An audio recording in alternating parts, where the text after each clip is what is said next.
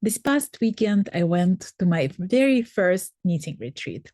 It was taking place in Vermont and it was organized by my local yarn store called the Unruly Stitch. It's a store in Western Massachusetts. If you're local to the area, you just have to check it out. It has the most luxurious selection of yarn and a wonderful community. So every Thursday we have a knit night at the store from 6:30 to 8. And so everyone at that knit night was invited to participate in that retreat. We arrived there Friday after lunch, and then we stayed there till Sunday. While we were there, we were spoiled by Chef Daniel Bruce, who was preparing our meals. We had two amazing dinners and two amazing breakfasts. And I'm going to share with you some footage of that food and how he was pairing each dish with wine. We all felt very spoiled by him, and it's hard to come home and start cooking your own food after that.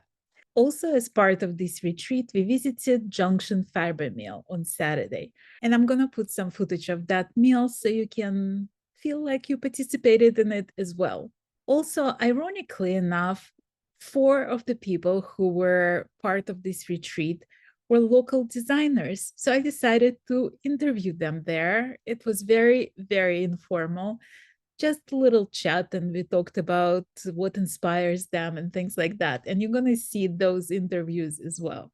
So here is a little recap. We started our day on Friday. It was a beautiful ride. The weather was great. And we were going to Vermont.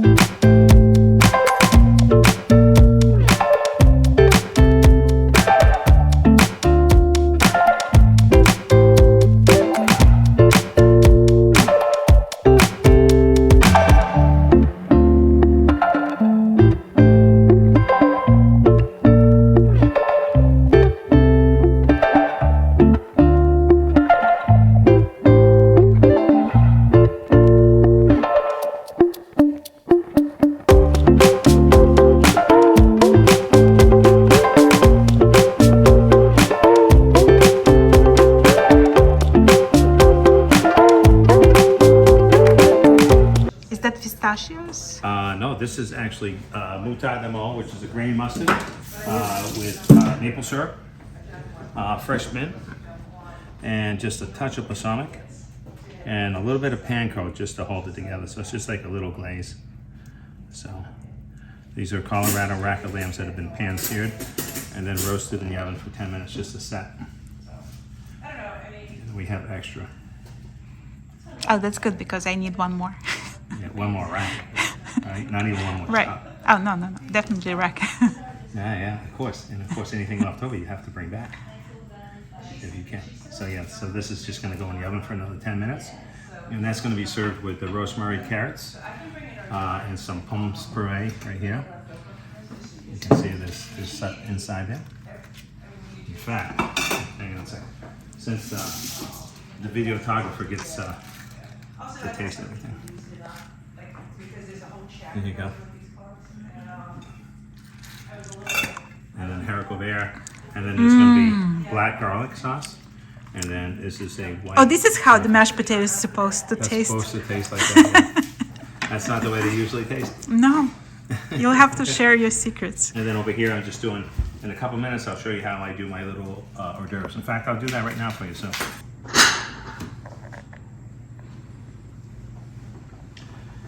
I'll do 3. I'm gonna do 3 and 4 because you can eat these as soon as I'm done.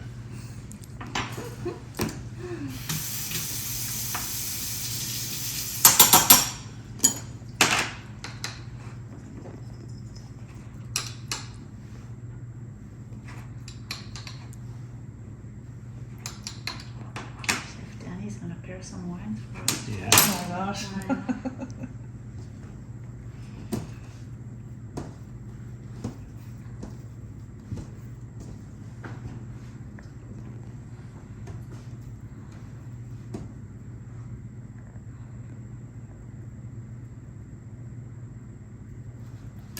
Okay, so this is how it looks.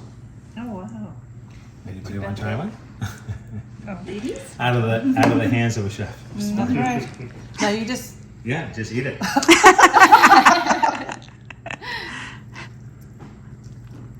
it's delicious. Thank you.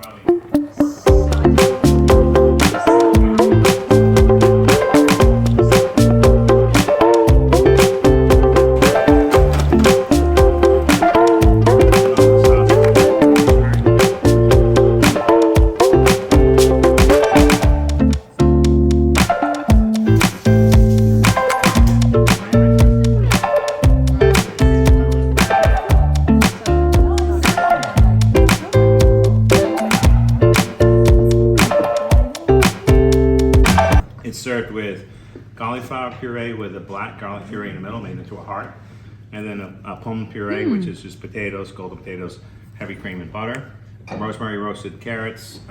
These are French green beans, and that is the lamb has a glaze of grain mustard, horseradish, maple syrup, of course, from Vermont, and some mint. Thank you. So enjoy. Thank you, chef. And if you want another chop, you said you want another chop. I'll go get it. I've been already signed.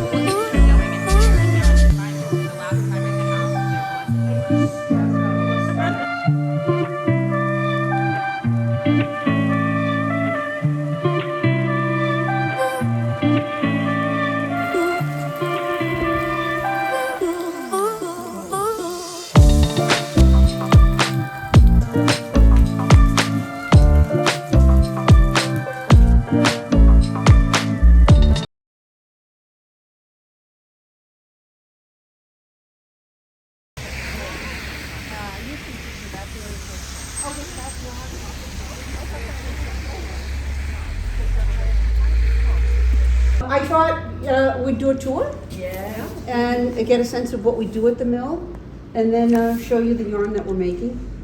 Does that sound like a good idea? Who's been to a wool mill before? Kind of knows. Yeah. All right. Okay. I was in Norway. A small mill or one of the big? I went to a small one and a big one. Okay, so obviously this is a small one. Yes.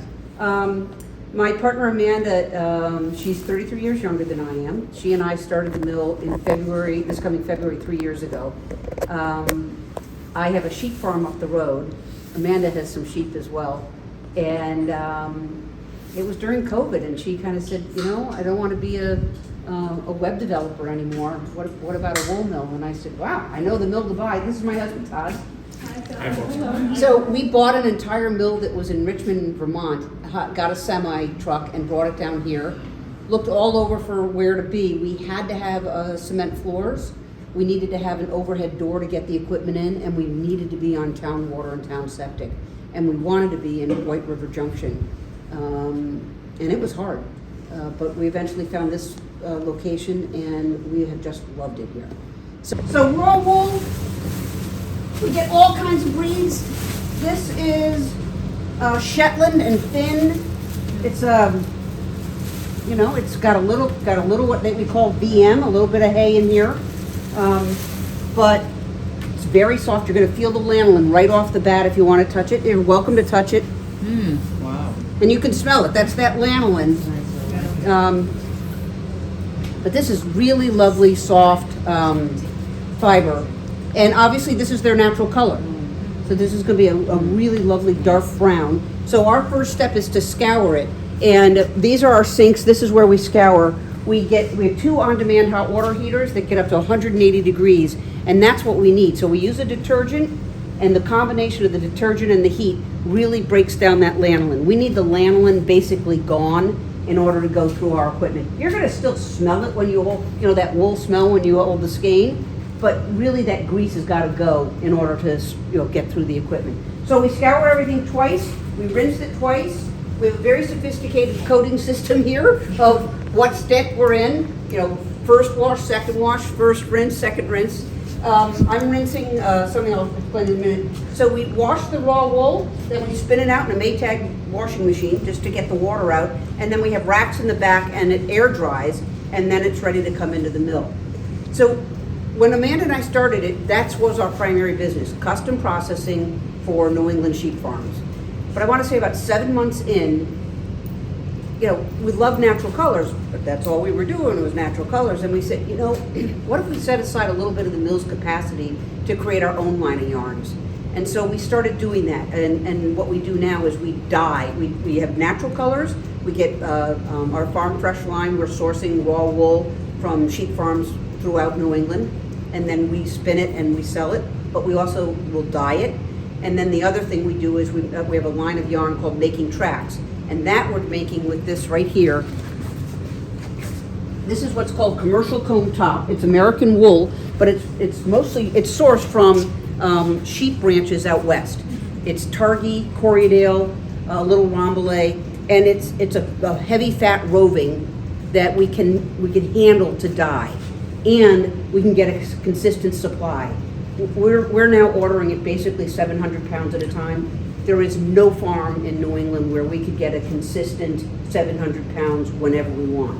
This is processed at one of the remaining scouring plants in the United States. It's called Chargers in Jamestown, South Carolina. So we get it through a wholesaler in Boston, but we know it's coming from Chargers. And so this is what we're dyeing in our these pots here, and this is our dye studio. And our dyes are right behind you. See it there. This is going to be our colorway zinnia. So I bring that up because as we go through the mill, we don't have to pick this. We don't have to card it. We only pin draft it once, and then it's ready to spin. If the equipment is green, it's from the 1940s, and this is our picker. And the older equipment has been refurbished so that we have a little more control over them. So what the picker does, come on in. What the picker does is we're taking that raw wool that has the lanolin washed in, and we're just plopping it onto this conveyor belt. And what happens is underneath this is a dowel about this much in diameter with really shallow points all the way across it. And what it's doing is it's opening up the locks. And then it gets sucked up and it gets more opened up. And then it cascades down into the yellow laundry bin here. And it's kind of like cotton candy when it comes out. So here's an example of the cotton candy I'm talking about. So this was scoured, and these locks were much tighter, but now they've been opened up. So yeah, go ahead and give this a feel. I'll check on what this is. I think it's Lincoln. Here. This is about 15 years old. It's made by a company called Gourmet in Italy. And you can see here there's a series of rollers. I'm sure you guys have seen carders that we put a pound on here, and as the conveyor belt goes through, we then start adding in half-pound increments. And this is the first place now where we're actually weighing it, and we will weigh it from here on out to try and start developing some control over what we're going to spin. So in 1 pound comes on, and then in half pounds it builds up. The carder is doing what a hand carder does. It's organizing the fibers. It's taking this cotton candy and starting to get it more uniform and blended. And when it comes off the carder, let's see if I have a bag. So on the back side, let's just take a quick look. Here's the back side of the carder, and there's a big doffer roll, and the doffer bar here is vibrating like this. It's combing it off the back of the carder, and rather than it coming off as a sheet, there's a compressor over against the wall, and it'll blow a gentle stream of air that will allow us, with a very sophisticated piece of equipment, we grab hold of the wool, and then we feed it through these two rollers, so it's coming out like a rope, a thin version of that comb top that I showed you. So it comes out here, comes up, we're back in the 1940s, and descends into a can coiler, and the can coiler stacks it up like Carvel ice cream. So if you take a look, this is going around, the roving is descending in, and this is dropping down as it fills up. And just as a reference point, we can card about 6 pounds an hour on deck for Monday morning. This is really lovely. Let me confirm this is what I think it is. Yeah, this is the other part of the order. This is Lincoln, and what we added was black merino. So merino has that crimp. So if you take a look, come feel this. So this is Lincoln, and that's natural color. It was black. And you can see, so this is how what it looks like when it's coming off the carder. So we have 6 stacks of this roving, and they're going up and they're being threaded through those ceramic circles, and then all 6 strands will feed into here. And what the pin drafter is going to do is really say to those fibers, okay, you were like this, we want you like this. And we want this 2 feet to weigh the same as the next 2 feet. And because all 6 are going in, it's further blending it. Because one of the challenges is these are coming off of animals where over here the fiber might have been this long, up here it might have been that long. It's not uniform all the way around. And we want to really blend it to try and get it reasonably uniform. And that's why we pin draft it twice. The company is called Warner Swayze. They're out of business. These are very coveted machines. If you have them, you take very, very good care of them. When something breaks, you moan and groan because it's becoming more and more difficult to source the parts. There are graveyard companies down in North and South Carolina, and you call them up and you say, Fowler bar, any chance? So that what there are is these combs here. They're called Fowler bars. There's 74 Fowler bars, combs, and they're going up and down really fast, traveling forward, dropping down, and coming back. So those 6 strands are getting fed through those 74 combs, and that's what's getting those lengths of fiber to go from here to here. And then again, just like over at the other can coiler, it's coming in here, stacking up and dropping in. We pin draft it twice. It takes, we can do 10 pounds an hour. So for every 10 pounds, it's 2 hours to pin draft and get it ready. That is ready for the spinner. We have 2 spinners now. This is our original spinner that we bought when we bought the entire mill. This is a version of a Warner Swayze. There's a guy named Marcel, I've forgotten his last name, and he refurbished these. He did about 25 of them. Most of them are in the United States. This is about 25 years old. It has 8 bobbin positions, right? And what we're going to be doing is taking that pin drafted roving and stacking it on the table in 8 stacks because we have 8 spindles, right? And they'll come up and over those arms, and then they'll descend down here and spin in as singles onto the bobbins. Those bobbins will go up into the rack, and we'll do it again for 2-ply. We'll do it a third time if we're doing 3-ply. I don't have a form here. The challenge, so everything up to here basically has an on and off button. There's a little bit of adjusting, but it's basically on and off. This is where this takes a while to get good at this, because there is no DK button. There is no Aaron weight button. Instead, what you're trying to figure out is the grist. And grist is yards per pound, right? So a heavier yarn, like an Aaron, would be 600, 700 pounds a yard. A DK weight, which is what our making tracks is and what we mostly do for our own yarn, is 950. That's DK. A worsted weight would be, maybe 850. The reason I'm not saying it point blank is it depends on the breed. If it's very crimpy, it's going to draft differently than something that has very little crimp.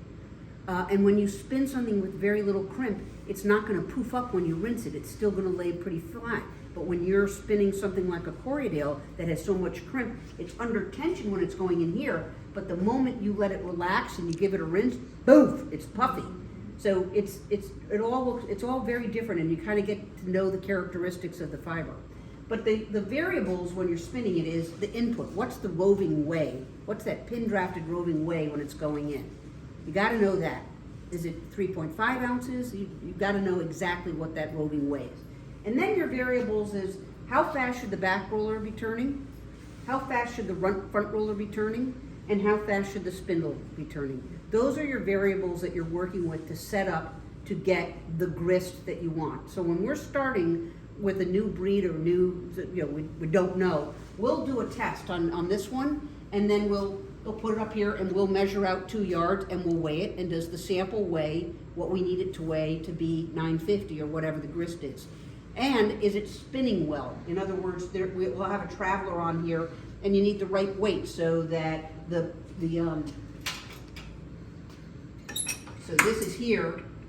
This lever is going to go up, and it's going to capture the wool as it's coming in, and then it'll start building, right? And there'll be a little hook.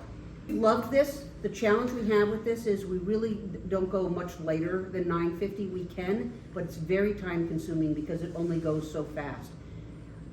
So that was one of the with the new spinner, we want to be able to make lighter weight yarn, and to be honest with you, the capacity was we've been growing rather rapidly, and this spinner is going to hopefully let us stay caught up.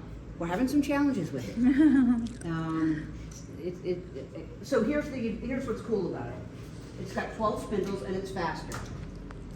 The other is, see this area here? Between here and here is the only drafting going on. This one, it has 2 drafting zones, here to here and here to here. That's what's going to enable us to, it's going to be able to take this, and in the first drafting zone, bring it down, and in the second drafting zone, bring it even further down. And that's what's going to enable us to make lighter weight yarn. It's also faster than this one.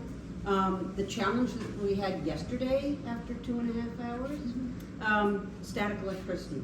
The humidity is a real issue in the mill. We have static bars on the pin drafter. That's that arm up in the air. That'll drop down, and it's an anti-static bar. We have an anti-static bar here, and we have an anti-static bar on the carter. We added, per the manufacturer, an anti-static oil, and that did not do it. We don't know if we didn't apply enough of it. We've been slowly getting to know this machine. Now, the spinner, once we've got them spun, then our next thing is to get them off the bobbin into skeins. And behind you, you'll see our skein winder. We had we had one that only did 5 bobbins. We have a used new one from Stonehenge, which does 8. And I'll just give you an example. So this is Icelandic Romney, process for a client, and gorgeous color. Reach it and feel it. We have now, so we spun it. Yeah, isn't the machine nice? You can see the VM, that's the vegetable matter, aka hay. Not bad though. It just reminds you it's from a real farm. No one else has one like it toy. In the beginning, when Amanda and I started, we'd be standing by the machine and just hanking. You know, you've done it where you turn it, and then make it a cruller. Some people, when you go to YouTube, they've got a drill with a hook on it, and they'll do one at a time. Yeah. But I saw a YouTube video from a mill somewhere in Canada that had this 10-second video of this thing. I couldn't figure out how they did it, and there's a guy, and we all have a guy, that comes in once in a while and helps us when there's a noise we're hearing that we can't resolve. And he's a mechanical engineer type. And I showed him the 10-second video, and he was like, I think I know how they did it. And about 3 weeks later, he showed up with this prototype, which is powered by a rubber band, 2 rubber bands actually, underneath here. This is a drawer slider, PVC piping, and then some gears inside here. So you can do 6, right? Obviously you can hook on 6 skeins. And Those are all short skeins. they're all lightweight. They're all short skeins. They all have yellow markers. Right. So, Oh, that's so cool. right? Slide it off. Oh my God. Fold it in half. That's it. It released. Done. Oh my Wow. Isn't that fabulous? I know. It allows you to have a uniform. You say, okay, all making tracks will have 8 twists in it. You know, and you get it all matched and it's ready to, get labeled or give to the client. Isn't that fun? This is stick season. Very good. Yes, it is. So that's the last step. That's the number of revolutions you put on there. But, and we have to do our making tracks and grams. We're going for 100, but when we were doing it on the machine, just because there was a little bit of variable in that 700 pounds that we ordered. So we brought, Todd said, is it okay if we bring some Savage Heart sheepskin rugs? If you're all into sheepskin rugs, these are these are lambskin rugs that are really pretty spectacular. But let me show you, so this is an example of, this has been scoured and is drying, and this will be what we are gonna start picking and carting on Monday. And then this is our warehouse retail space, and this is our line of making tracks, which you're welcome to peruse and look at. Yeah. And we have a little bit of our farm fresh. Yeah, we have some sample things that have been knit up. And I hope you'll recognize this. I'm about to hear. Yeah, I'm about to hear. Yeah. Yeah. I think this is the store, isn't it? Yeah. Is this the store? Yeah. Gorgeous. Did you make this? I did, yes. Fabulous. Thank you. Did you get it a long time ago? Recently? I did it a long time ago, over several years. Like, started it, put it away, found the pattern, found the yarn. Yeah.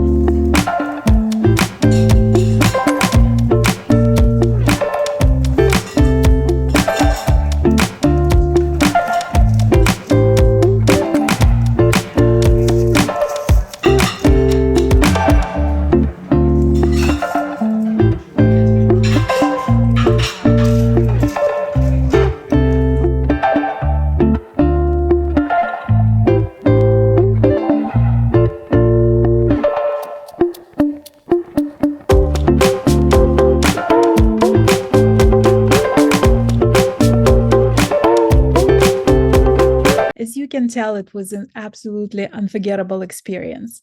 I loved visiting Junction fiber mills and learning so much more about how the wool is processed. I also got a little something from the mill.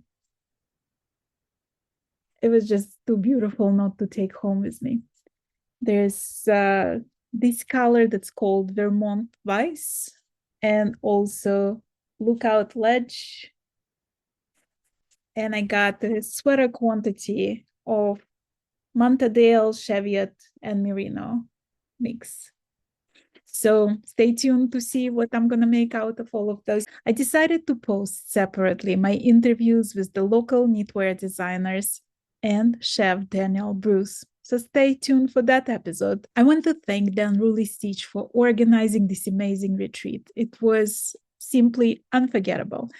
And thank you to Chef Daniel for treating us so well. Those dishes were absolutely delicious.